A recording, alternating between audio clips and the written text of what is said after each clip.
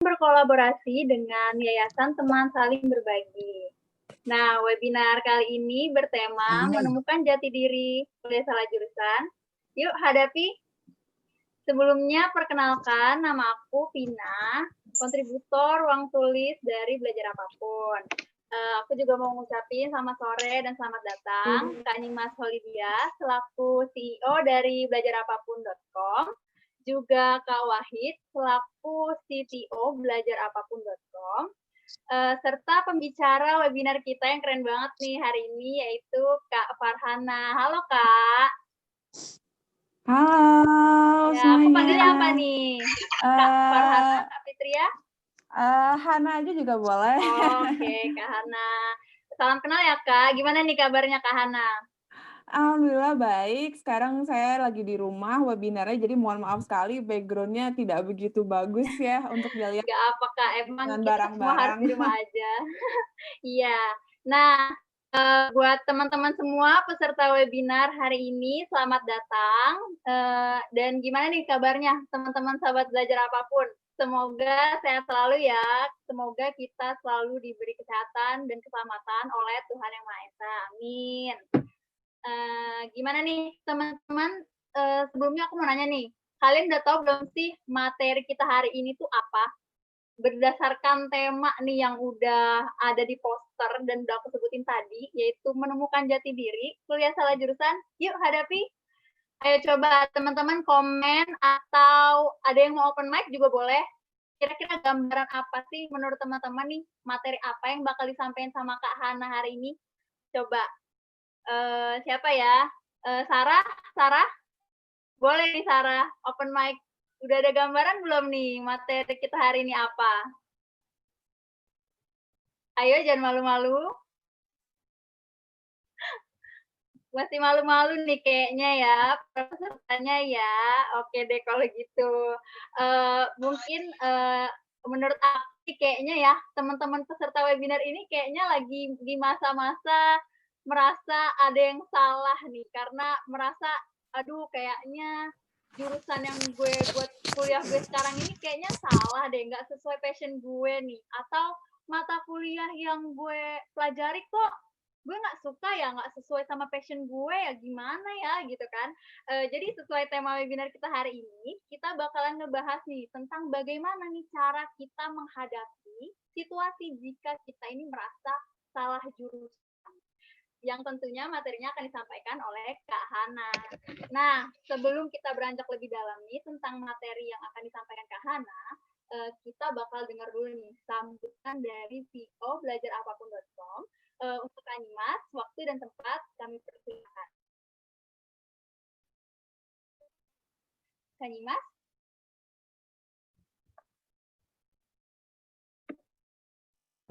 Mana nih Kak Nimasnya nih? Kok nggak menghilang nih? Atau sambutan dari CTO aja nih? Kak Wahid, boleh beri sambutan sebelum webinarnya dimulai?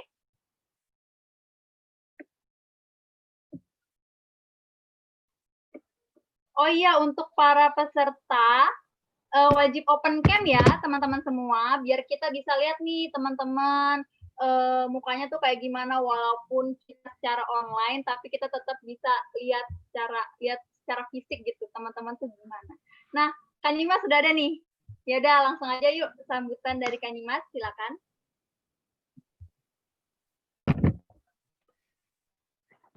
Oke teman-teman, Assalamualaikum warahmatullahi wabarakatuh. Selamat sore semuanya. Sore. Sore Kak Nimas. Ya, salam sejahtera untuk kita semua. Yang saya hormati Mbak Farhana Fitria Mustari, SM, selaku founder Yayasan Teman Saling Berbagi, dan para hadirin yang saya sayangi.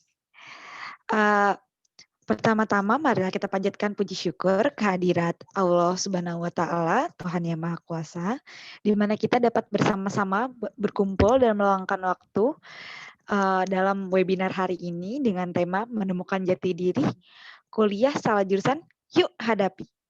Hadirin yang berbahagia, mencari jati diri merupakan hal yang tidaklah mudah. Banyak dari kita terjebak akan pilihan berdasarkan keinginan maupun kebutuhan. Bukan hanya itu, Pilihan dibuat juga berdasarkan skala prioritas, di mana hal tersebut terkadang menjadi hal yang membingungkan bagi kita yang beranjak dewasa.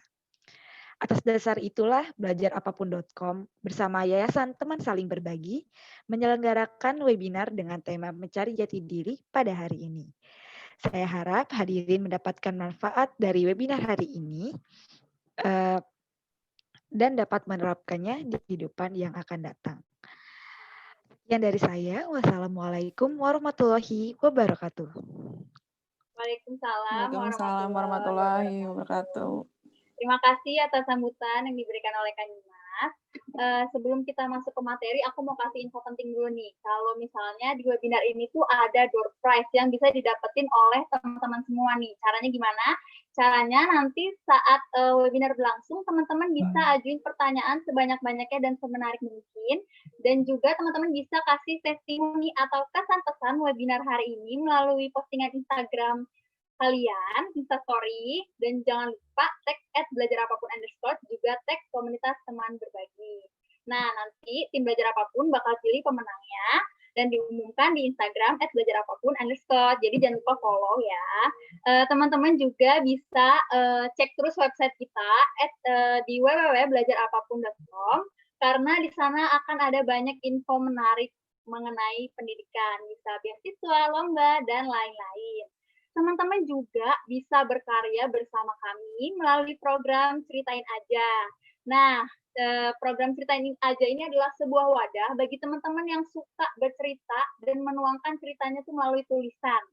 Jadi bagi kalian nih yang punya cerita menarik seputar dunia pendidikan, baik itu cerita suka, duka, maupun cerita-cerita lucu, kalian bisa kirim tulisan kalian ke kami.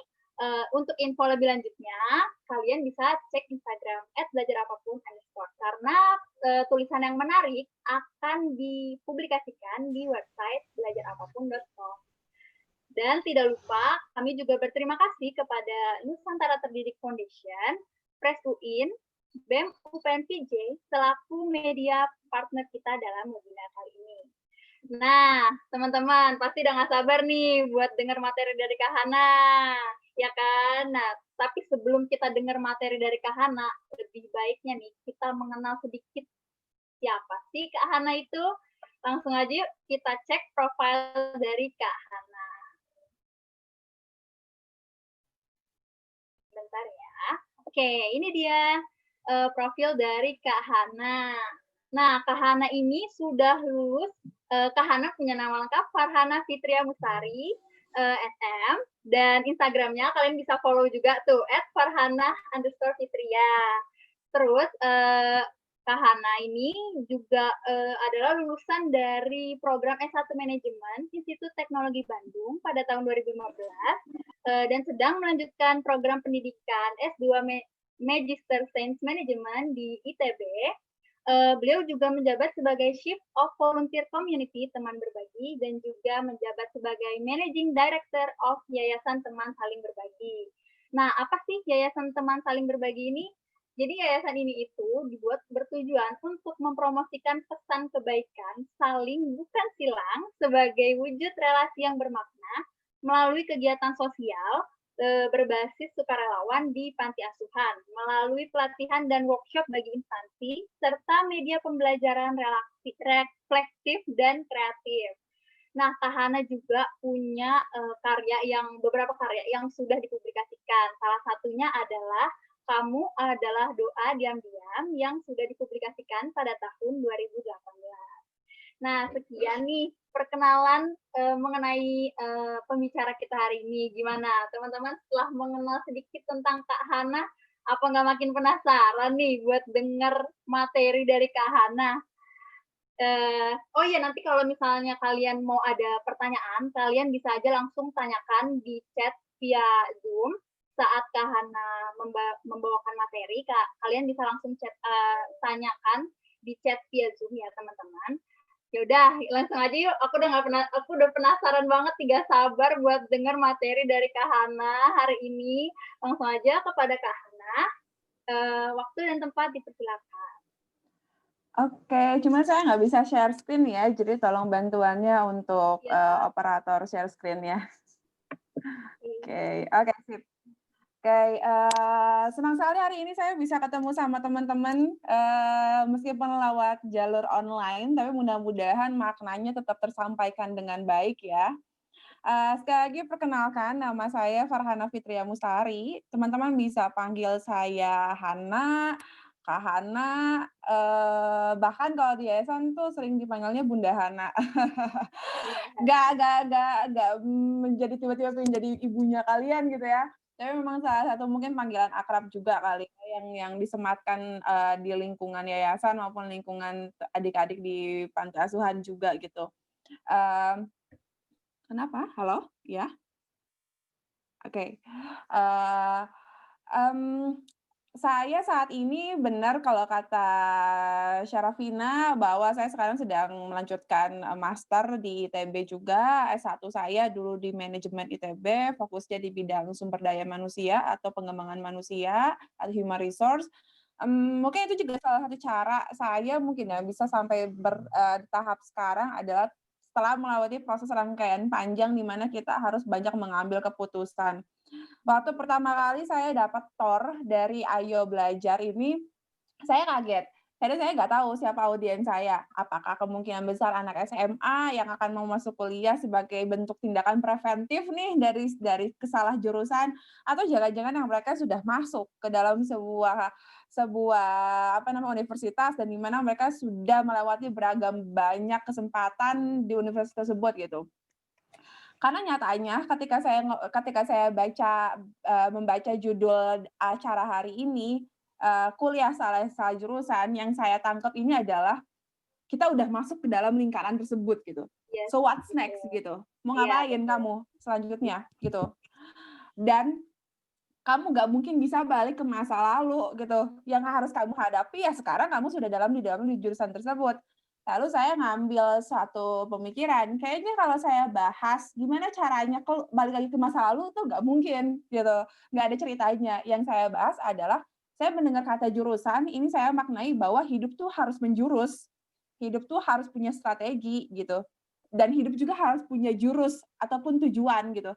Kayak kalian misalnya dihadapkan pada suatu perlombaan pencaksilat gitu, pasti ada jurusnya kan, ya hidup juga sama gitu. Dia harus punya jurus dan orang yang lomba pencaksilat pun gitu, dalam suatu padepokan dia harus punya tujuan, mau menang, mengalahkan lawan, atau mau begitu aja ditanggalkan oleh lawan gitu misalnya.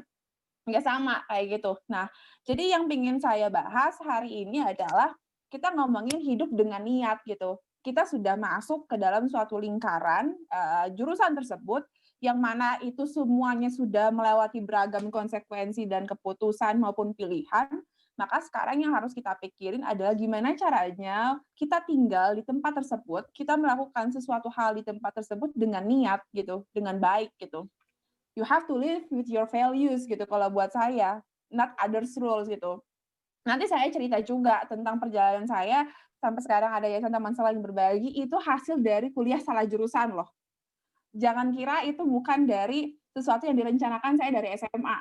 Saya dari SMA udah mikirin ya, kayaknya nanti saya di umur sekian saya harus punya yayasan ya, nanti di umur sekian saya punya, oh enggak gitu.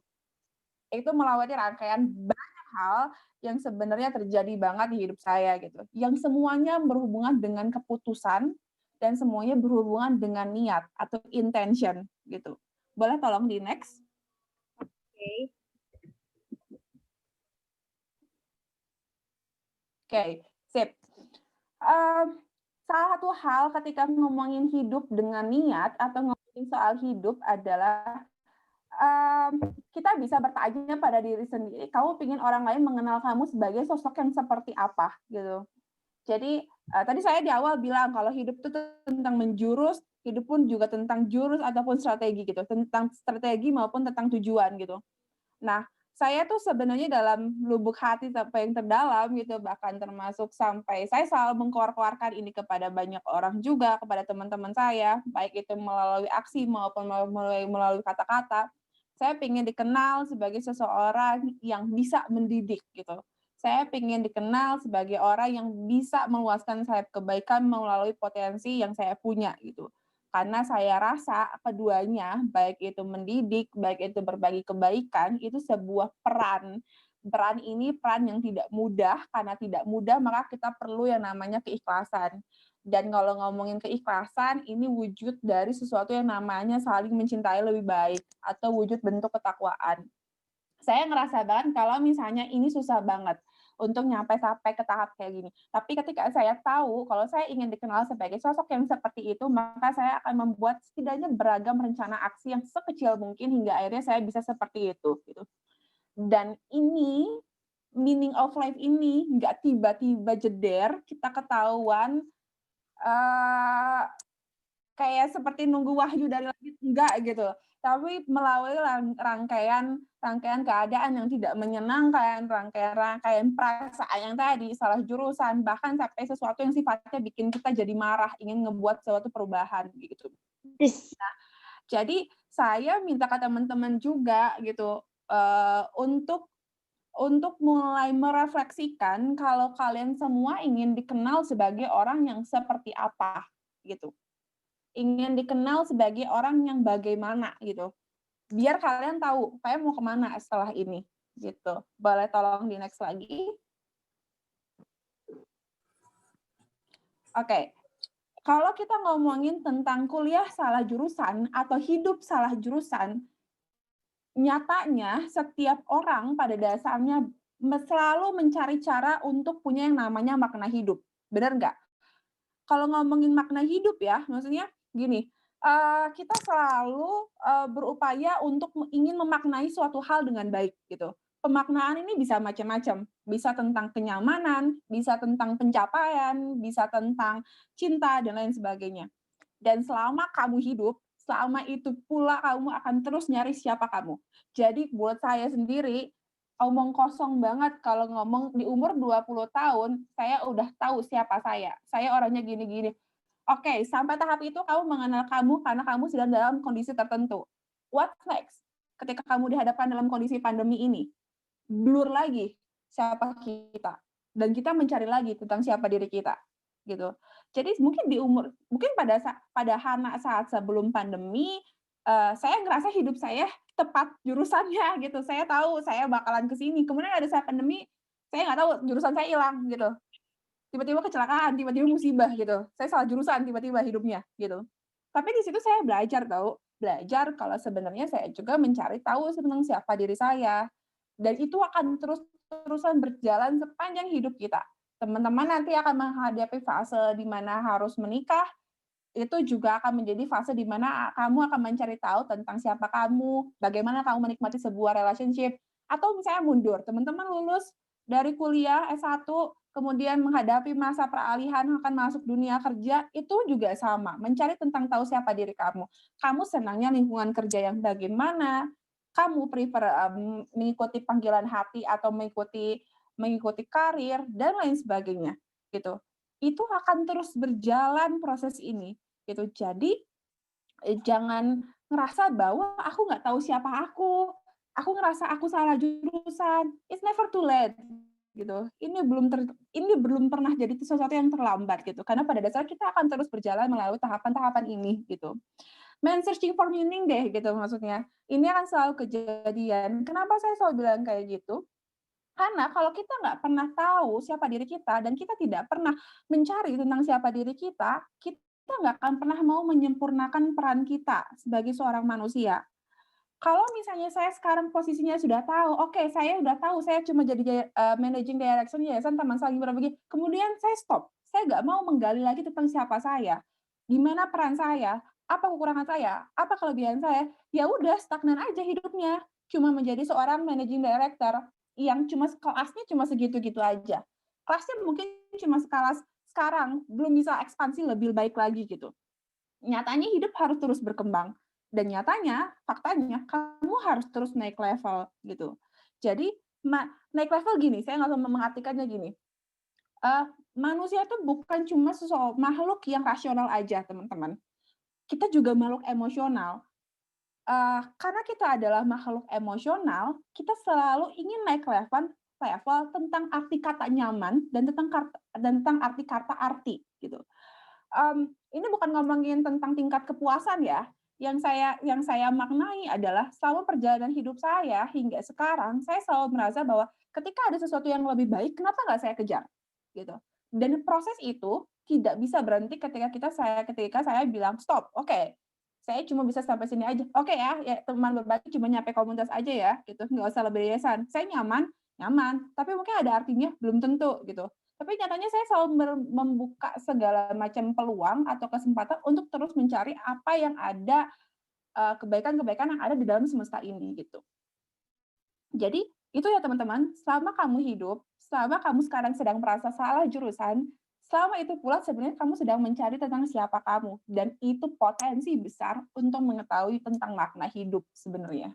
Kayak gitu. Boleh next lagi?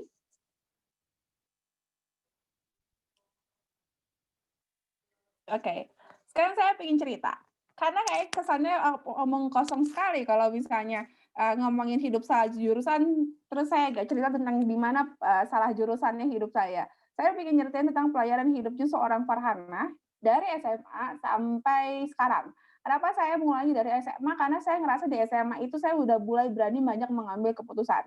Keputusan yang didasari oleh keinginan pribadi, kebutuhan masa depan maupun lain sebagainya gitu. Jadi sesuatu yang memang saya kira bahwa masa SMA itu adalah sebuah masa penentuan untuk menuju pradewasa. Kemudian selanjutnya saya akan mulai lagi cerita juga kepada masa saya kuliah waktu di SBM ITB hingga sekarang jadi managing director di Yayasan Taman Saling Berbagi. Boleh next? Oke, sip. Mulai dari SMA dulu. Ini saya waktu belum mengenal skincare teman-teman. Kata SMA kan nggak boleh pakai lip balm ya, pakai lip gloss dan sebagainya, pakai alis juga mungkin bisa diserang BK saya. Jadi ini waktu saya masih SMA, saya SMA di SMA 5 Bandung. Kalau ada yang sesama alumni SMA 5, saya mengucapkan salam kenal dan salam hangat. Ini saya SMA. Oke, sedikit cerita tentang saya waktu SMA. Saya waktu SMA ini punya keinginan untuk masuk kuliah di jurusan hukum. Mimpi saya dari awal kelas 1 SMA masuk, saya pinginnya masuk kuliah jurusan hukum karena saya ngelihat orang tua saya di dunia hukum juga gitu. Dan saya ngerasa saya bisa di dunia itu gitu. Kemudian saya mencari cara tuh strategi gimana caranya saya bisa masuk ke kuliah jurusan hukum dengan melibatkan prestasi-prestasi non akademik. Waktu itu saya memberanikan diri untuk banyak mengikuti lomba perdebat. Nah, di lomba debat itu berkaitan banget ya dengan jurusan hukum karena salah satu cita-cita saya adalah di masa depan waktu SMA saya ingin menjadi seorang jaksa. Satu hal yang mendasari juga waktu itu saya kenapa pilih masuk kuliah jurusan hukum adalah karena saya ingin membantu orang-orang yang nggak mampu untuk bisa menyelesaikan masalah hukumnya secara gratis. Jadi saya punya intention sosial waktu itu. Dan lain halnya adalah saya senang pekerjaan yang banyak menghubungkan dengan kemampuan analisis dan pekerjaan-pekerjaan yang mengharuskan saya ngomong di depan. Nyatanya orang tua saya dan pihak sekolah tidak mengizinkan saya untuk masuk kuliah jurusan hukum. Saya diharuskan masuk, mau gak mau, jurusan manajemen. Bilangnya sih waktu itu adalah, jurusan hukum udah terlalu banyak kuotanya untuk jalur undangan. Kamu jurusan manajemen aja ya, karena belum terlalu banyak kuota atau proporsinya. Saya waktu itu mikirnya, nangis dulu tuh, karena ngerasa bahwa keputusan saya merasa sebagai seorang yang sudah cukup dewasa, waktu SMA umur 17 tahun ternyata tidak direstui gitu oleh pihak sekolah maupun pihak keluarga. Saya masuknya itu ke dalam 2 pilihan, hukum, manajemen. Dan qadarullah-nya tiba-tiba takdir saya mengarahkan saya harus masuk ke jurusan manajemen. Zong. Pengumuman keterima lulus jalur undangan SBM ITB, saya nangis. Bukannya saya alhamdulillah. Saya mulai disitu ngerasa kayaknya ini salah jurusan deh gitu, ngapain masuk manajemen, udah deh kuliah aja 1 tahun habis itu SBMPTN lagi. Waktu itu saya mikirnya kayak gitu. Oke, next. Kecemplung tuh saya di kuliah dimasuk ke SBM ITB teman-teman yang boleh next ya. Kayak kecemplung saya di jurusan kuliah jurusan SBM ITB yang 1 tahun saya kuliah di sana saya beneran nggak ada gairah sama sekali. Tiap pulang ke rumah bawaannya marah-marah. Kalau nggak marah-marah nangis. Kalau enggak saya milih kabur waktu itu dari kelas-kelas di kuliah. Kaburnya nggak kemana-mana sih, ujung-ujungnya kabur, diem di perpus gitu, tapi tetap aja kabur ya buat kuliah. Nah, saya kabur dari dunia satu semester selama 1 tahun selama kuliah di ITB waktu zaman TPB, dan alhamdulillah IPK saya anjlok. Nggak nyampe 3 gitu, kayaknya less than 3 gitu maksudnya IPK-nya. Saya nggak nyesel waktu itu, gitu. Bahkan maksudnya yang bikin saya kaget adalah bukan nyesel ya, lebih ke kaget adalah saya sampai ngulang 2 matkul gitu, dan matkulnya sederhana banget, matkul olahraga gitu yang diulang juga. Lucu gitu waktu itu saya ngelihatnya, kok bisa ya saya kayak gini? Dan kemudian saya ngerefleksiin tuh selama setahun dibantu sama ibu saya tentang kesadaran kenapa saya bisa seperti itu, dan nyatanya adalah saya nggak tahu sebenarnya saya mau ngapain di kuliah manajemen ini. Kemudian ibu saya bilang sama saya, "Teman-teman, kamu udah nyemplung loh, kamu udah masuk ke dalam kolam tersebut. The Kolam best way," ikan. ya, kolam ikan.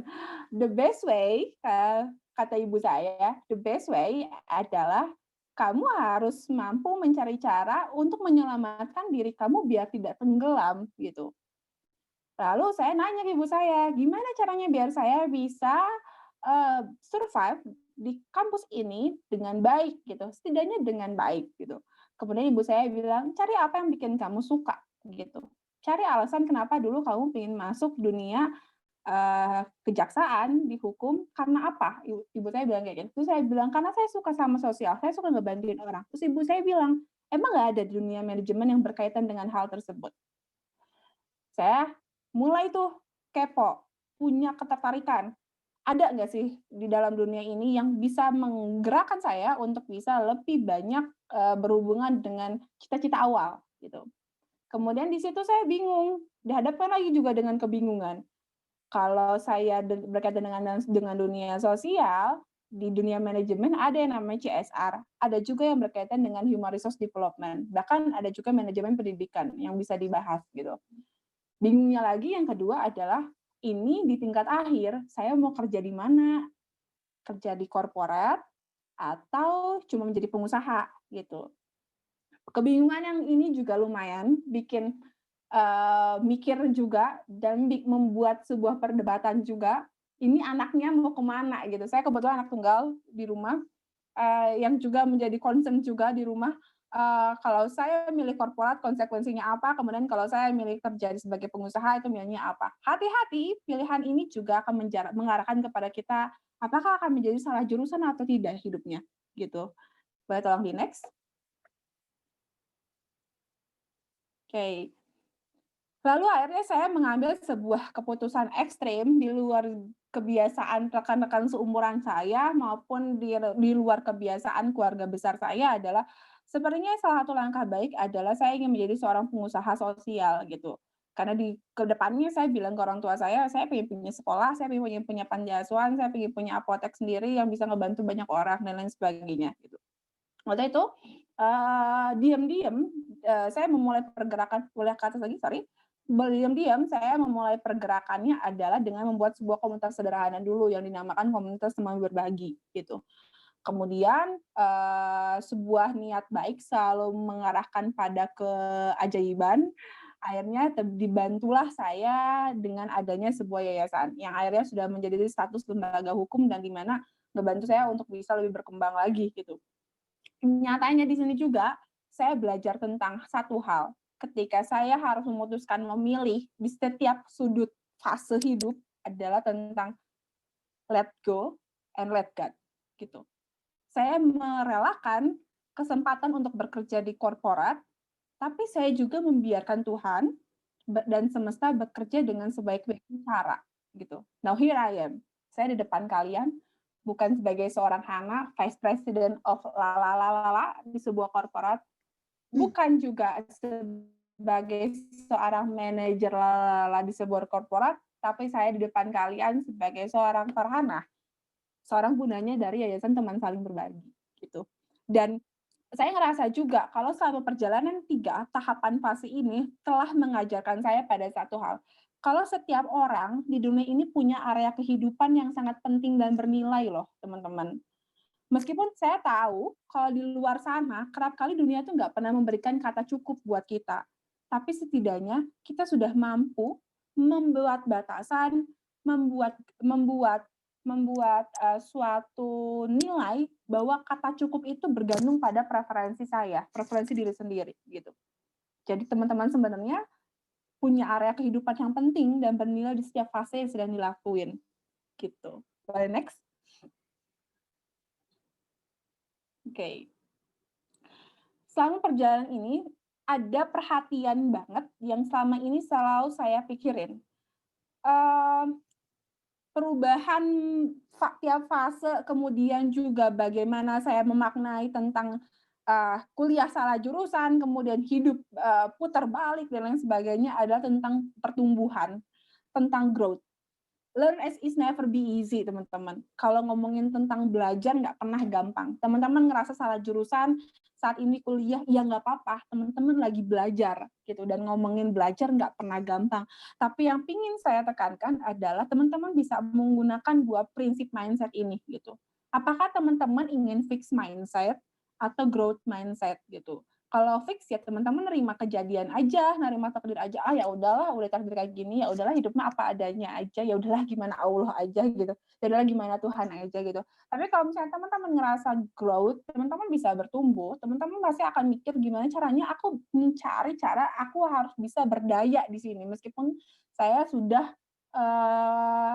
merasa bahwa ini bukan saya merasa bahwa ini adalah sesuatu yang sifatnya salah jurusan, atau jangan-jangan perasaan tersebut hanyalah emosional belaka, atau jangan-jangan perasaan aku kuliah salah jurusan atau hidup salah jurusan sebenarnya hanya persepsi yang dibuat sendiri gitu, dan kerap kali pikiran seringkali menjebak gitu.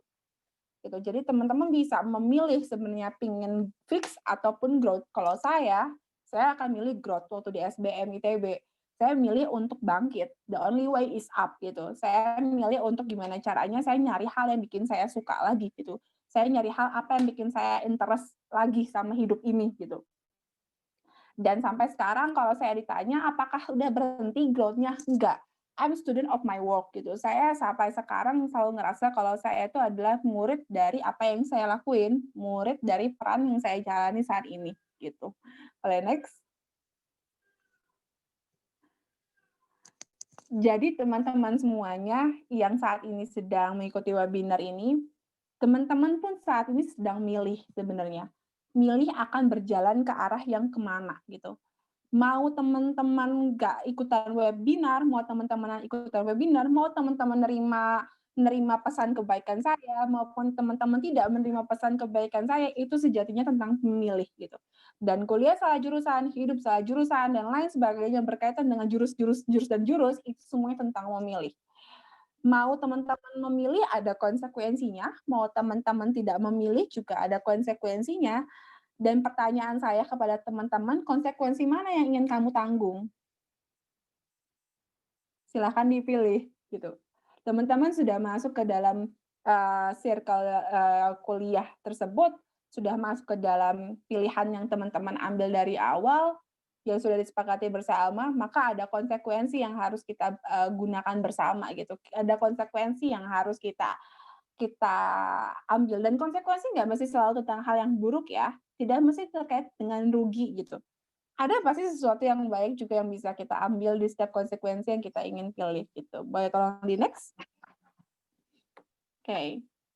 Pada akhirnya hidup adalah bukan tentang yang mana paling benar, mana yang paling salah, mana kuliah yang paling tepat jurusan, mana kuliah yang salah jurusan. Nyatanya hidup adalah tentang kebijaksanaan, teman-teman. Karena saya selalu ngerasa kayak gini, semakin bertambah peran teman-teman, semakin banyak keinginan untuk bisa, menggunakan waktu secara lebih banyak lagi, gitu. Kadang saya kalau dari posisi saya sendiri ya, saya sering ngerasa kayak we had more time gitu. Kayak saya ngerasa kayak waktu saya nggak pernah cukup. Kalaupun iya, waktu zaman dulu saya kuliah di S1, zaman-zaman tingkat 1, itu waktu kuliah, saya ngerasa adalah I was the time we have gitu. Jadi saya ngerasa kayak 2 hal ini tuh sesuatu yang penting banget untuk kita, pikirkan dengan seksama gitu. Apa sih sebenarnya yang kamu rasakan atau kamu pikirkan ketika berbicara mengenai waktu gitu. Dan salah satu pertanyaan reflektif yang biasanya sering saya ajukan ketika saya dihadapkan dengan dua hal tersebut, tentang kelebihan, kekurangan waktu, atau menyia-nyiakan waktu, ada saya selalu nanya, kalau saya dalam sehari punya waktu lebih dari 48 jam, bakal cukup apa enggak? Dan itu selalu saya refleksiin setiap minggunya, gitu. Di akhir minggu biasanya saya selalu bikin catatan tentang perjalanan saya Senin sampai Sabtu gitu. Meskipun tidak begitu rutin, maksudnya tidak setiap minggu saya selalu melakukannya, tapi setidaknya saya selalu menyempatkan waktu setiap bulannya melakukan hal tersebut gitu. Untuk nanyain ini. Selain tentang pertanyaan tentang apa yang saya syukuri selama seminggu ini ya. Salah satunya adalah ini gitu. Tentang bagaimana kita memaknai setiap waktu itu penting gitu dan berharga gitu. Next. Dan banyak orang yang selalu merasa bahwa kalau berbicara mengenai hidup, mengenai kuliah yang salah jurusan, itu adalah ngomongin tentang hidup yang tidak bermakna, gitu. Nyatanya, makna dan sesuatu yang sifatnya kesungguhan, itu tuh tercermin dari sebuah ikhtiar, teman-teman. Bukan cuma tentang kita mikirin aja. Kalau teman-teman ngerasa saat ini sedang salah jurusan, entah dalam hidup apapun, entah dalam fase apapun, kalau cuma mikirin aja, itu nggak jadi sungguh-sungguh. Ya kamu harus ikhtiar melakukan sesuatu yang terbaik di dalamnya. Ingat, balik lagi, konsekuensi mana yang ingin kamu tanggung, gitu. Mau misalnya akan keluar dari zona tersebut, ya silakan, pasti ada konsekuensinya. Mau tetap bertahan, kemudian mencari cara sesuatu yang bisa disukain, ya silakan, itu juga konsekuensi, gitu. Boleh next? Oke. Nyatanya adalah we've only just begun, teman-teman. Kita selalu memulai gitu. Jadi teman-teman jangan boleh membuat suatu persepsi untuk tidak berpikir bahwa ini adalah akhir segalanya. Tapi mungkin ini bisa sebagai sesuatu yang ini awal mula segalanya. Kayak kondisi pandemi sekarang deh. Kondisi pandemi sekarang bukan akhir segalanya kan, tapi bisa jadi awal segalanya. Awal kalian belajar hidup sehat, awal kalian mengenal ibu kalian di rumah, awal kalian lebih mengenal tentang cara kerja kalian, awal kalian mengenal banyak hal biasanya dimulai dari hal-hal yang seperti ini.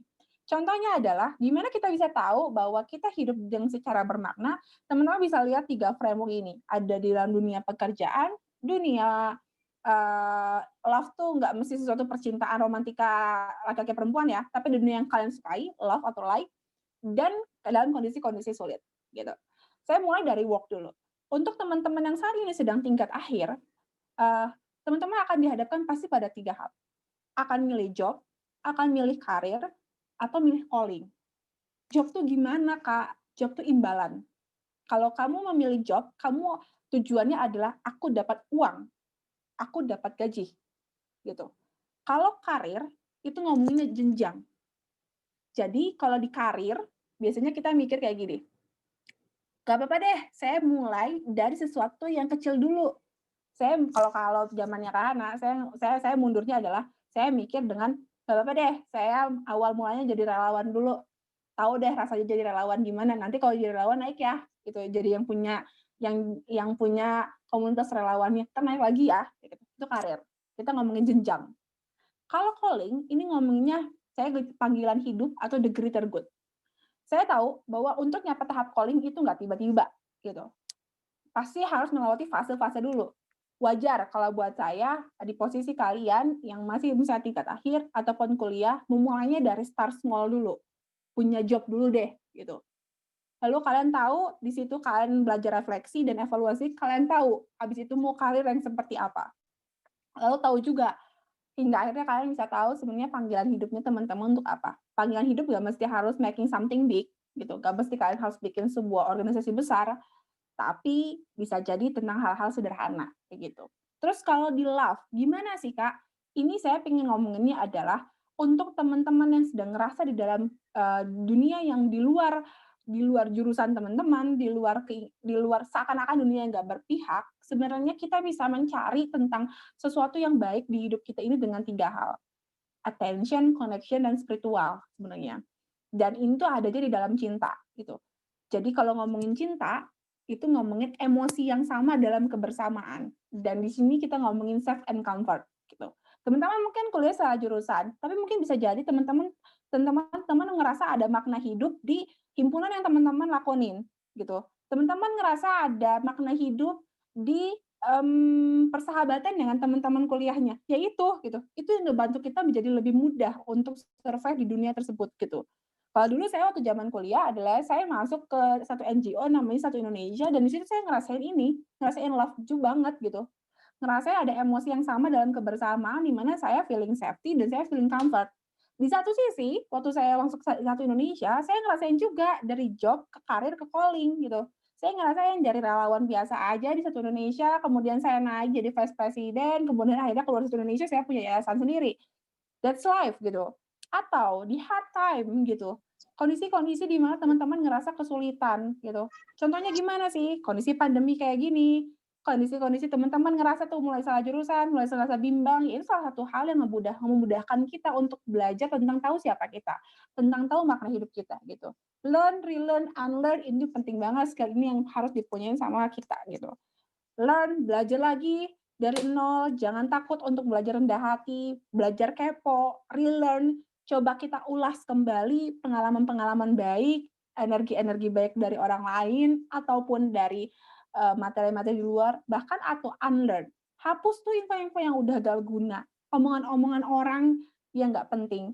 Itu juga salah satu bentuk pembelajaran hidup yang bisa kita maknain sebenarnya ketika kondisi kita sedang salah jurusan ya. Next. Oke. Sekarang saya mau masuk ke dalam caranya. Cara ini memang tidak, saya pengen ngasih penekanan bahwa ini nggak mesti harus teman-teman ikutin, cuma ini saya ingin berbagi pengalaman tentang bagaimana cara saya bisa ngerasa bahwa hidup itu tidak salah jurusan, tapi hidup itu adalah sesuatu yang menjurus, gitu.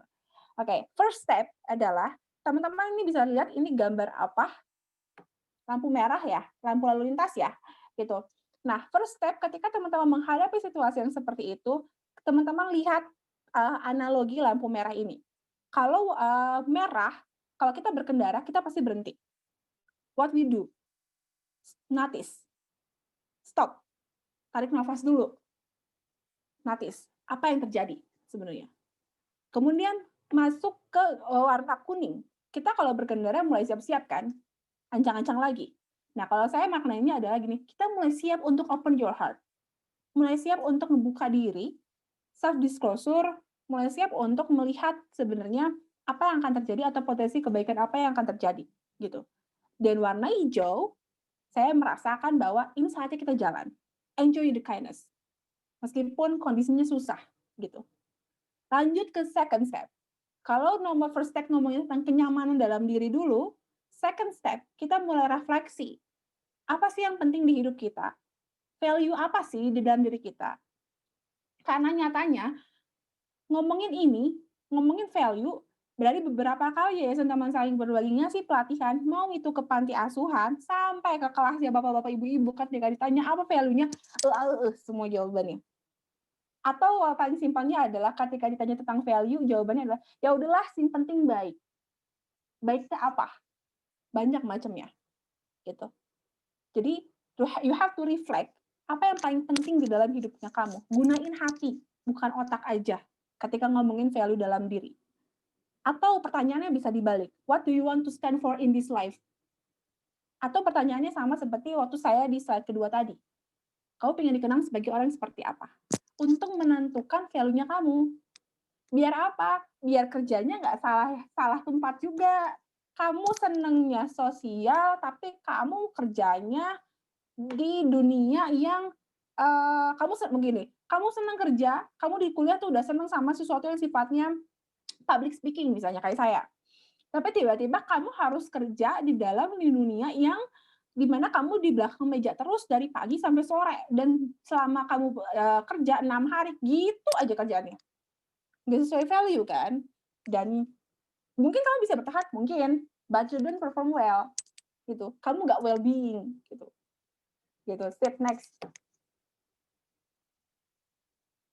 Third step. Saya pengen ngomongin ini. Ketika sudah tahu value, kamu sudah tahu nyamannya, now let's turn to be positive person gitu. Belajar untuk menjadi orang yang positif. Dan ngomongin ini, kita ngomongin tentang 3 hal. Pikiran, perasaan, dan perilaku semuanya akan selalu berhubungan. Gitu. Positive thinking, positive hoping, positive acting ini merupakan salah satu, pakem yang sering saya gunain juga ketika saya hilang arah untuk lebih banyak melihat tentang sebenarnya apa yang sebenarnya kebaikan yang terjadi di hidup ini gitu. Melihat sebenarnya di luar sana konsekuensi yang saya pilih ini tepat atau tidak gitu, dan semua berawal dari positive thinking dulu. Jadi ketika pikiran kamu baik, perasaan kamu juga akan baik, maka perilaku kamu juga akan baik. Oke, ada kata hoping di sini. Banyak orang menduga bahwa ketika ngomongin hoping ya atau hope itu ngomonginnya angan-angan atau cuma sekedar mimpi siang bolong. Padahal hope ini adalah ngomongin aksi banget. Jadi sebelum acting, you have to know your hope gitu. Kamu harus tahu dreams-nya kamu gitu. Dan hope ini ngomongin komitmen dan efektivitas gitu. Jadi kamu punya saya waktu itu saya ngerasanya saya sudah tahu kalau misalnya saya habis S1 selesai saya akan menjadi pengusaha sosial, maka saya harus punya positive thinking dulu kalau misalnya ini akan berjalan dengan baik, saya mampu dan lain sebagainya. Kemudian hope-nya apa? Apa yang akan saya lakukan next gitu. Kemudian acting-nya akan seperti apa, rencana aksinya bahkan bagaimana gitu. Caranya ada 2 metode sebenarnya yang bisa kita lakukan selama perjalanannya adalah dengan afirmasi dan visualisasi. Afirmasi adalah bagaimana teman-teman mengulangi sebuah kalimat baik secara berulang-ulang gitu. Tujuannya bukan sekedar hanya memotivasi diri, tapi juga bisa menguatkan diri. Ini berguna banget ketika kita sedang dalam kondisi yang sedang riuh itu kepalanya. Ketika kita sedang dalam kondisi yang down gitu. Afirmasi akan ngebantu banget dan ini afirmasi bisa dimunculkan sebelum positive thinking atau sebagai panduan untuk kita lebih mampu berpikir secara lebih positif. Atau visualisasi. Visualisasi ini berkaitan dengan hoping. Jadi ketika teman-teman sudah tahu sebenarnya setelah melewati fase tahap 1, 2 menuju ke tahap ketiga, kemudian tahu sebenarnya akan mau ngapain gitu, teman-teman bisa memvisualisasikan tentang eee rasa teman-teman di masa depan gitu. Waktu zaman saya S1, saya ngebayangin kalau misalnya saya punya kantor, saya akan duduk di kantornya seperti kayak gimana, kemudian saya akan punya, rekan kerja yang kayak gimana, budaya dan lain sebagainya. Jadi saya mirip-mirip menghayal, tapi visualisasi ini akan ngebantu kita untuk menentukan rencana aksi ataupun strategi kita gitu. Jadi ya ya belajar dari 2 hal tersebut, metode tersebut akan dibantu kita untuk yang third step ini. Kemudian fourth step, ini yang paling penting adalah, eee setelah melewati, first, second, third yang ngomongin tentang diri sendiri, sekarang kita ngomongin tentang fourth step yang mana kamu nggak akan bisa sukses sendiri. Salah jurusan mungkin bisa dibantu ketika kamu punya yang namanya social support gitu. Nah, teman-teman silakan cari lingkungan yang menguatkan. Salah satu caranya adalah dengan audit pertemanan. Kesannya nyebelin ya ini kata-katanya audit pertemanan. Tapi teman-teman bisa loh melis atau membuat daftar kira-kira teman-teman mana yang selama ini tuh selalu mendengarkan curhatan saya tidak dengan penuh penghakiman, melainkan dengan penuh atensi. Teman mana sih yang selalu ngebantu saya ketika sedang saya dalam keadaan sulit gitu. Begitupun saya kepada dia gitu. Yang ada reciprocity atau timbal balik. Jadi audit relationship yang memang itu dalam lingkungan menguatkan kita. Karena pada saat kita berjalan di dalam kondisi yang salah jurusan ini, kita tuh sering banget punya ketakutan, eee, kita sering banget fokus dengan satu hal, yaitu omongan orang yang di luar lingkungan menguatkan. Kebayang nggak? Jadi kita tuh sering banget mikirin tentang orang-orang yang ngomongin jelek ke kita dibandingkan orang-orang yang ngomongin baiknya ke kita, gitu. Nah, itu yang perlu kita, mulai sekarang pelajari barengan, itu punya lingkungan yang menguatkan, audit pertemanan yang baik gitu, social support system yang tepat, kayak gitu. Next. Oke, ini udah mulai slide terakhir, sip. Dari perjalanan how to-nya sebenarnya teman-teman bisa merefleksikan tentang satu hal, kalau senyatanya hidup tuh bisa ya ditafsirkan dan dijalani dengan berbagai cara gitu, selama cara itu baik gitu. Jadi bisa kita hidup dengan jalan yang baik, cara yang baik, lakukan yang baik gitu, dan tapi jangan lupa kerap kali juga hidup tuh harus berjalan spontan. Jadi, 2 hal tersebut itu akan ngebuat kita menjadi lebih ngerasa feeling alive sih gitu.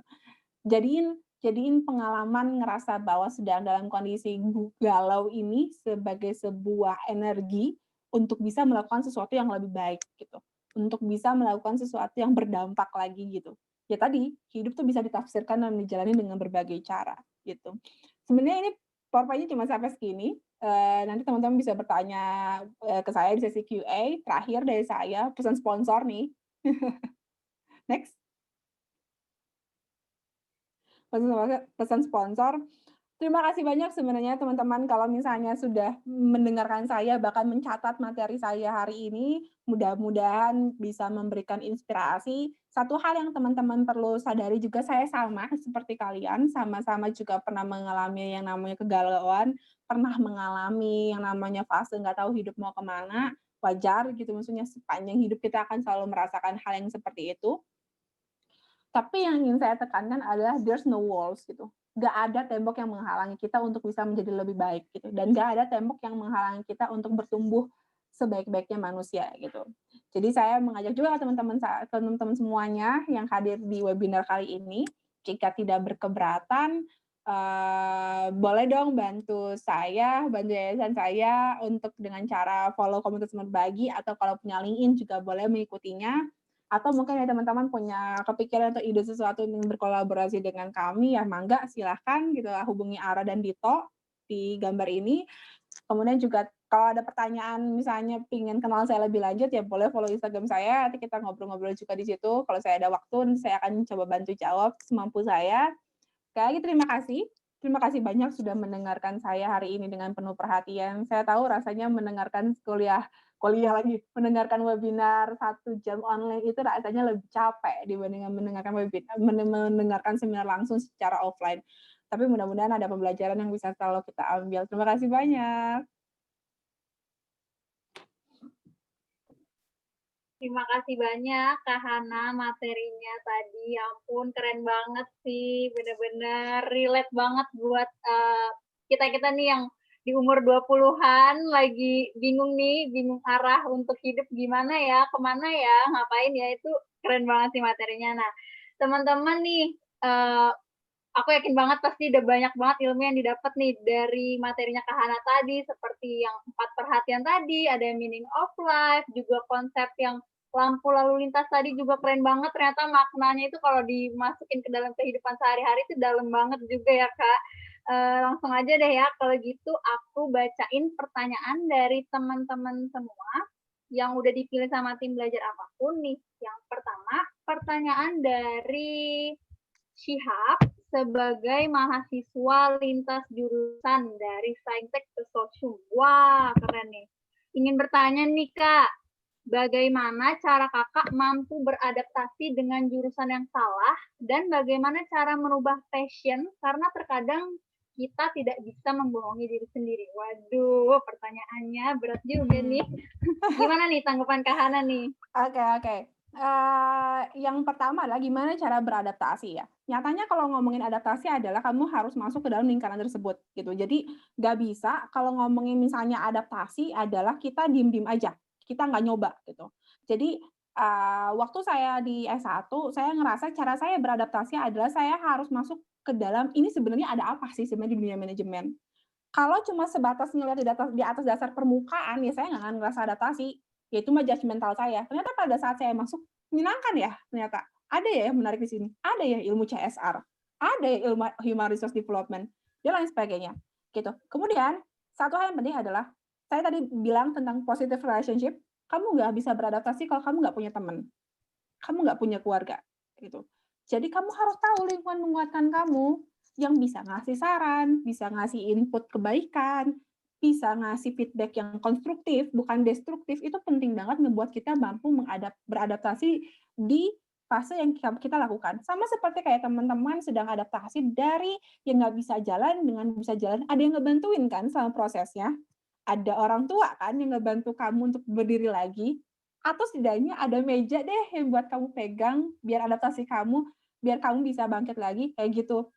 Nah, kayak gitu sama, hidup juga gitu. Tapi awal mulanya kita bisa jalan, ya kamu harus nyobain jatuh dulu kan, gitu. Kamu harus nyobain nyemplung dulu kan, kamu baru bisa namanya meraba-raba pinggir kamu gitu. Ya sama, hidup juga kayak gitu, nyemplung gitu. Make the connection today. Jangan diem aja. Tadi saya bilang kalau kesungguhan itu berawal dari ikhtiar, bukan cuma mikirin gitu. Terus gimana caranya mengubah passion kalau misalnya tidak bisa membohongi diri sendiri gitu. Ngapain harus mengubah passion kalau kamu udah tahu diri kamu maunya ngapain? Apa yang harus diubah gitu? Ngapain harus diubah, ya kan? Ya kamu sekarang tinggal jalin aja value hidupnya kamu kayak gimana. Oke deh, kamu masuk ke kuliah tersebut dari Saintek ke Soshum. tadi saya bilang juga, pasti ada konsekuensinya. Masalahnya konsekuensi mana yang mau kamu tanggung, gitu. Jadi hidup bukan untuk diperangi, teman-teman, tapi hidup tuh untuk dirangkul. Jadi tolong dirangkul hidupnya. Jangan dianggap kayak, "Aku tuh membohongi diri sendiri, aku masuk suatu." Oh, enggak, gitu. Oh, Iya, enggak, kamu enggak membohongi bener diri banget. sendiri. Itu ada sesuatu yang kamu cari sebenarnya di situ juga. Tapi kamu ngeliatnya atas dasar kacamata kamu. Kacamata kita, manusia kan makhluk emosional ya, senangnya yang Iya, nyaman-nyaman aja. Lihat heeh. sesuatu yang rasional nggak mau. Kamu dikasih tahu fakta, kasih tahu fakta sebenarnya kamu tuh orangnya jelek, itu pasti kamu bakal ngerasa marah. Kamu pengennya dibilang apa? Kamu cantik, kan? Sama, hidup juga kayak gitu. Gitu ya. Jadi, ngapain harus merubah passion kalau kamu emang punya sesuatu yang kamu sukain di situ, gitu. Ya jalanin, gitu. Lakukan kamu dengan semaksimal yang kamu bisa. Kayak gitu sih. Boleh Nah, next question? tuh gimana nih, Shihab nih, keren banget kan jawaban Kak Hana, karena aku sendiri tuh juga dari Saintek Sosium kok, Kak. Oh, Langsung aja ya. banyak lah yang kayak gitu, banyak Iya, pasti bener banyak. bener bener. Bener. Nah, langsung aja next question dari Faiza. Faiza boleh open cam. Pertanyaannya adalah, kalau sudah terlanjur salah jurusan kan artinya untuk masuk ke arah dan jalur yang benar itu harus punya keberanian memulai kembali meskipun dari nol. Bagaimana nih cara untuk berani meskipun banyak orang yang menganggap itu tuh sudah terlambat? Pertanyaannya ngerasa kalau itu udah terlambat ya? Iya. Oke, sip. Jadi ada 2, saya ngomongin fix and growth, kita juga bisa ngomongin tentang ini, optimis dan pesimis, gitu. Oke, apa sih yang ngebedain orang yang punya optimis dan pesimis, itu ngomongin tentang belief system. Itu ngomongin tingkat kepercayaan kita, keyakinan kita. Pikiran, perasaan, perilaku, balik lagi ke yang tadi.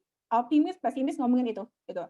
Nah, satu hal yang jadi ciri khas perbedaan orang optimis dengan orang pesimis adalah ketika dia melihat sebuah situasi yang tidak bisa dia ngerasa bahwa situasi ini sesuatu gini, selalu yang membedakan optimis dan pesimis adalah dia merasa bahwa hidup itu tantangan. Itu satunya sifat sendiri oleh optimis gitu. Kalau yang orang pesimis dia akan ngerasa bahwa hidup tuh sebagai sesuatu penuh masalah gitu. Jadi ketika kamu sedang merasa, aduh kayaknya aku terlambat, hati-hati, itu jebakan pesimis trap banget sebenarnya. Jebakan kalau ngerasa kalau sebenarnya saya sedang berada di jalan yang salah, padahal sebenarnya kamu sudah melewati banyak hal. Nah, coba sama kamu ngerasa bahwa ini kayaknya udah terlambat deh, udah salah. Coba dimundurin lagi deh, dari awal kamu masuk sampai kamu ngerasa terlambat, kamu udah dapetin apa aja, gitu. Pasti ada sesuatu yang bikin kamu ngerasa bahwa itu seneng gitu, bikin sesuatu yang bikin kamu merasa bermakna. Ya misalnya kamu join suatu himpunan, kamu learning management system gitu, atau kamu join sebuah community, kemudian kamu belajar empati, itu kan suatu proses pembelajaran gitu.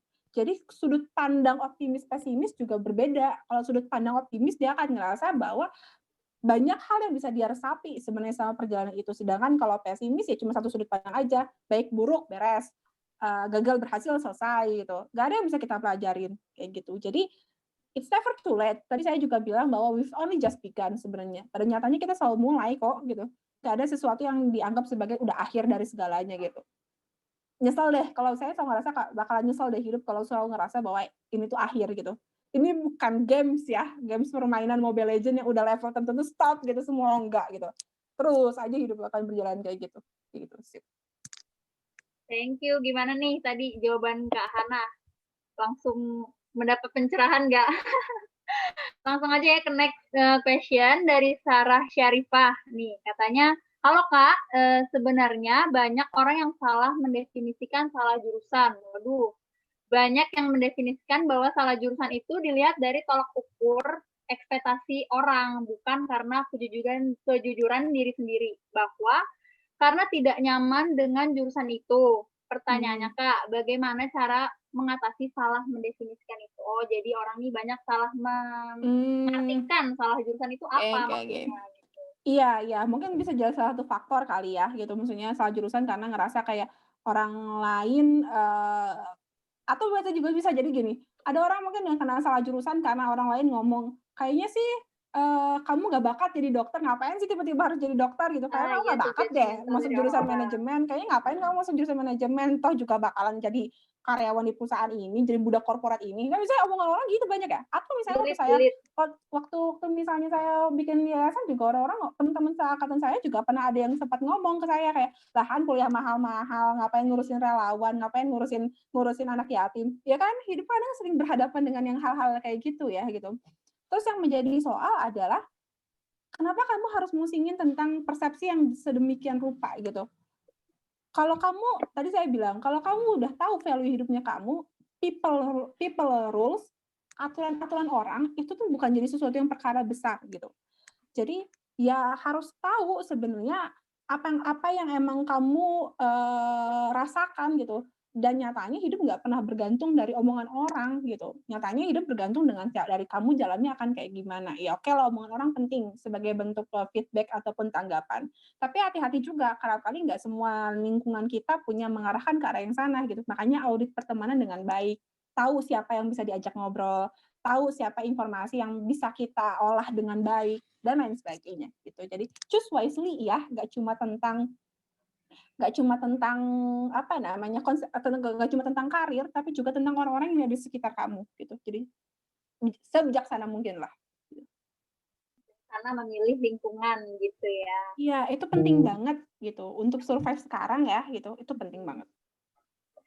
Next question nih dari Hani. Katanya terima kasih banyak Kak untuk penjelasannya, sangat menginspirasi. Asik. Dan pertanyaannya nih, kalau kita udah ngerasa salah jurusan dan sudah memilih satu jalan untuk dijalani, seperti yang Kakak bilang, nah kita mesti terima semua konsekuensinya.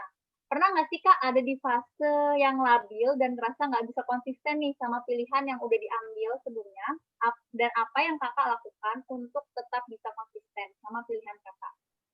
Oke.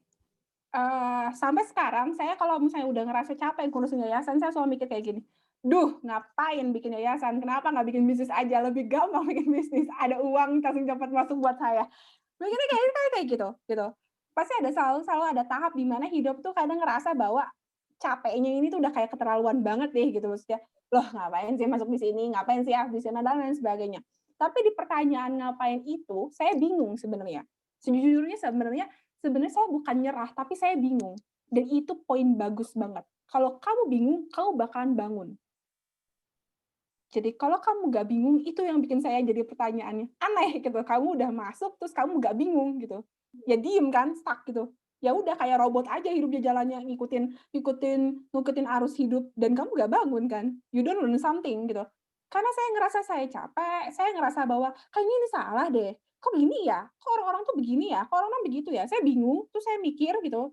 Saya ngerasa jadi bangun, dan saya jadi tahu sebenarnya saya harus mau ngapain gitu.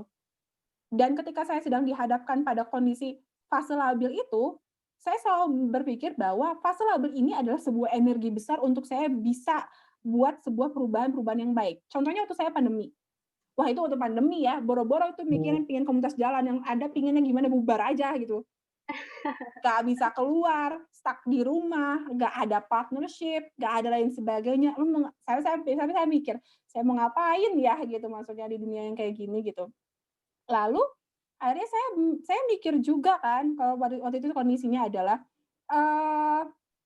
kenapa saya nggak lihat ini sebagai sebuah potensi yang baik gitu, potensi di mana saya bisa belajar banyak gitu, potensi di mana saya bisa berkembang. Saya bingung ini gimana caranya harus jadi buat kebangkitan kebaikan berikutnya gitu. Dan ini nggak bisa dimulai dengan motivasi eksternal, harus dari motivasi internal. Jadi penting sekali untuk mengafirmasi diri sebaik-baiknya ketika kondisi sedang labil. Tadi saya juga bilang ada 2 metode, afirmasi dan visualisasi bisa digunakan, gitu. Kuatkan diri sendiri terlebih dahulu untuk bisa bangkit lagi, dan jadikan bingungnya untuk bangun, gitu.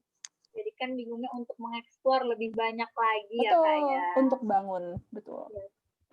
Selanjutnya nih Kak, ada pertanyaan dari Faras Fitria. Katanya, saya mau bertanya, bagaimana cara kita mengetahui jika itu ada passion dan jati diri kita? Oke, sip. Untuk tahu passion kamu, pertanyaannya simpel. Kamu paling bagus di mana? Kalau Peter Drucker pernah bilangnya kayak gitu ya, gitu. What do you good at gitu, kalau nggak salah dia bilangnya kayak gitu. Kamu bagusnya di mana sih sebenarnya gitu. Nah itu bisa juga dijadiin patokan buat kita untuk tahu sebenarnya passion kita seperti apa. Nah kalau cuma kayak gitu kan bias ya. Kita tahu kualitas diri kita sendiri atas dasar refleksi diri, terus kayaknya pasti akan milihnya bagus-bagus aja terus. Nah coba tanya ke orang terdekat, ke lingkungan menguatkan tadi, menurut kamu aku tuh orangnya gimana sih? Menurut kamu, aku kalau misalnya kerja tim, aku bagusnya di bagian mana sih? Gitu.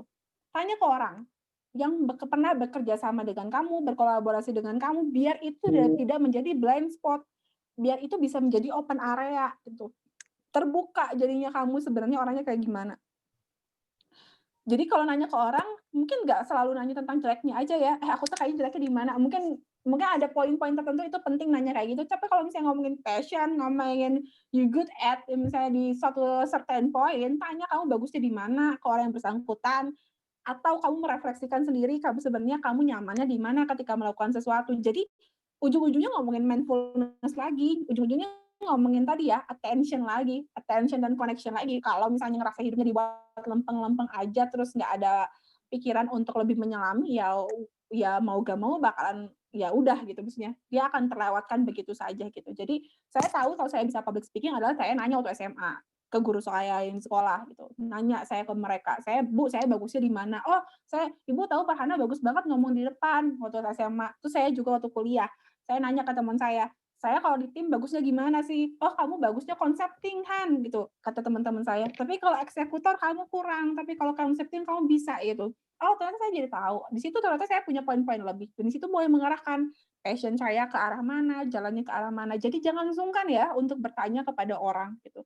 Jadi chat orang mungkin chat sahabat jangan cuma tentang curhat kegalauan diputusin pacar atau misalnya ditinggal si doi. Bisa juga loh ngobrol berdua ngambil ngopi di mana gitu, ngomongin aja tentang kebaikan-kebaikan di dalam dirinya masing-masing. Siapa tahu kalian berdua bisa jadi action, bisa merumuskan perjalanan hidup kalian jadi lebih baik lagi, pelajaran hidup kalian jadi lebih lebih bermakna lagi, gitu. Yes, betul banget. Dan yang terakhir nih Kak, ada pertanyaan dari Agustina. Katanya, "Maaf Kak, saya siswa SMK tahun terakhir." Wah, Wow. semangat ya ujiannya nanti. Yang sampai saat ini, saya tidak ada gairah pada jurusan saat ini. Jika ditanya saya mau jadi apa untuk kedepannya, saya juga masih belum tahu. Mohon sarannya nih Kak. Oh, ini Agustina lagi bilang arah banget nih Kak, untuk menuju fase selanjutnya dari SMK. Oke. Hilang arah ya? Iya. Oke. Saran saya adalah kalau misalnya kondisinya sedang kayak gitu adalah coba kamu ambil waktu jeda untuk kamu ngobrol sama diri sendiri. Jadi positif self talk aja dulu sama diri sendiri. Kamu ngobrol, kamu senangnya gimana, aku tuh paling nggak suka digimanain. Coba kamu ngobrol aja kayak seakan-akan di depan kamu tuh ada orang lain, tapi sebenarnya itu adalah diri kamu sendiri. Kamu ngobrol, eee, tadi namanya siapa? Agustina ya? Iya, Agustina. Oke. "Hai Tina, selama ini kamu sudah melewati fase perjalanan loh selama SMK dari kelas 1 sampai kelas 3 dengan baik, kamu sudah melewati ini, kamu punya teman si A, si B, si C." Kayak ngobrol aja, kamu ceritain aja fase-fase itu. Karena sebenarnya kerap kali kehilangan arah karena kita terlalu sering untuk men-judge diri sendiri dengan tidak baik, gitu. Sering menghakimi diri sendiri tidak baik. Dengan membuat percakapan pada diri sendiri, "Aduh, kamu orangnya bodoh banget deh, kamu orangnya nggak penting deh, kamu kayaknya gitu deh," dan lain sebagainya. Jadinya kita hilang arah gitu. Coba lakukan dirinya dengan compassion atau dengan welas asih, tapi tetap juga berpijak pada realistis ya. Jadi bukan, menyanjung-nyanjung diri sendiri, tapi melainkan coba untuk bisa melihat dari sudut pandang yang baik kepada diri sendiri dengan saling bercakap tadi. Nah kan pikiran, perasaan, dan perilaku tuh tadi saya bilangnya. Nah kalau misalnya pikiran kamu sudah enak, nyaman, perasaan kamu pun juga akan nyaman. Coba sekarang diselami juga perasaan kamu hilang arah tuh kayak gimana, ada body sensation-nya enggak gitu.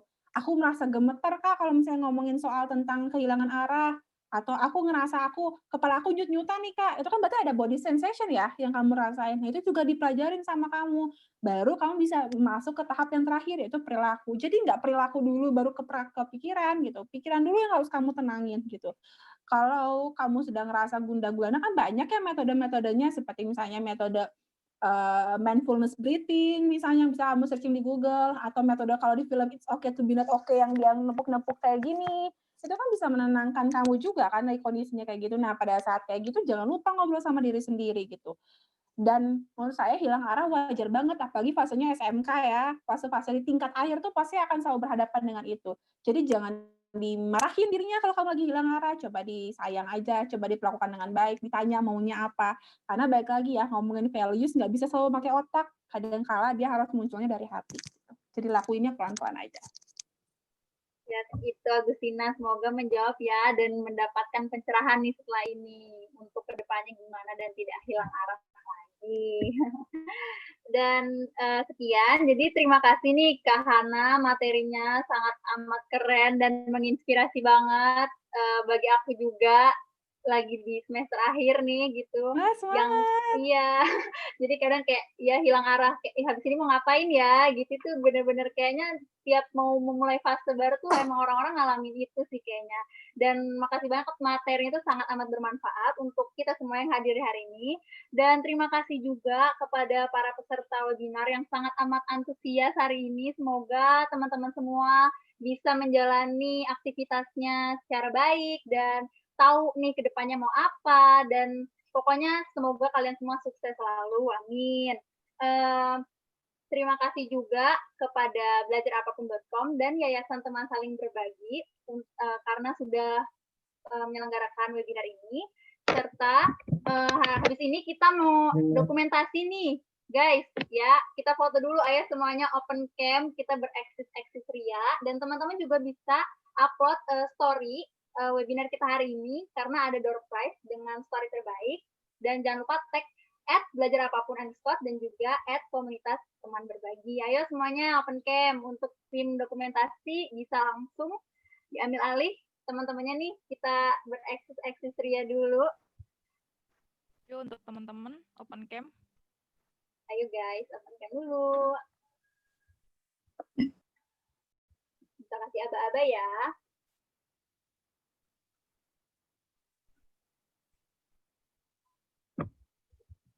Udah? Oh, oke. Ini saya mau senyum nih. Udah belum nih? Hitung 1, 2, 3 coba. Sekali lagi. 1, 2, 3. Oke. Udah? Udah. Oke, thank you Kak Melati untuk dokumentasinya.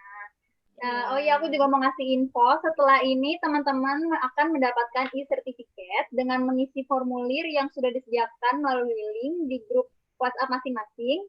Jangan lupa follow @komunitas teman berbagi dan cek Instagram @belajarapapun_. Nyalain notifikasinya juga karena info door prize-nya sekali lagi akan diumumin di Instagram kita. Dan juga cek website kita karena banyak informasi menarik mengenai pendidikan.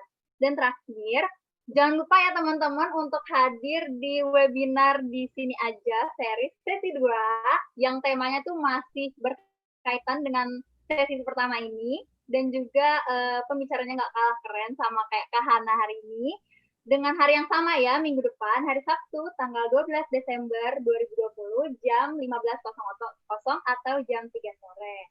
Oh iya, sebelum menutup webinar kali ini, aku mau nyimpulin nih materi dari Kak Hana hari ini, bahwa sebenarnya salah jurusan itu bukanlah akhir dari segala-galanya teman-teman.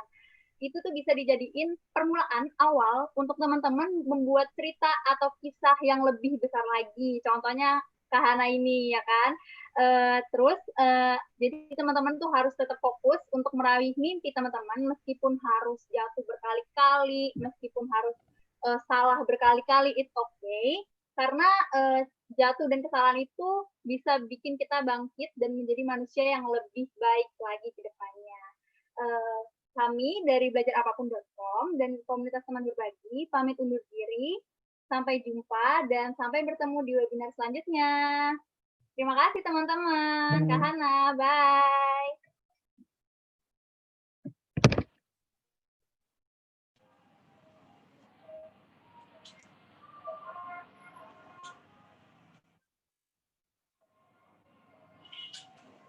Terima kasih Kak Hana. Terima kasih ya semuanya. Semoga sehat selalu. Sampai jumpa di lain kesempatan. Salam hangat semuanya. Terima kasih Kak Hana. Sama-sama. Saya izin live duluan ya. Ya. Dadah. Teman-teman yang lain juga boleh live ya. Oke, Kak.